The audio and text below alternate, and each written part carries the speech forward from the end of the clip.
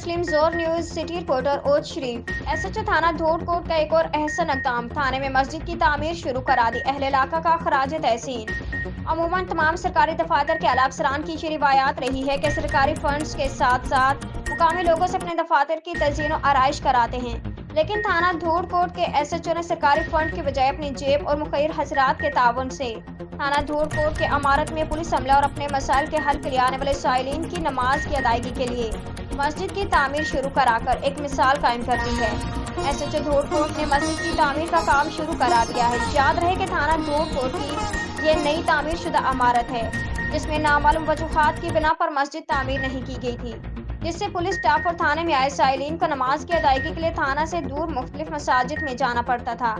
इस मुश्किल को देखते हुए एसएचओ मोहम्मद रमजान अंसारी ने थाना धूड़कोट की नई तामीर शुदा इमारत में मस्जिद की तामीर का काम शुरू करा दिया है।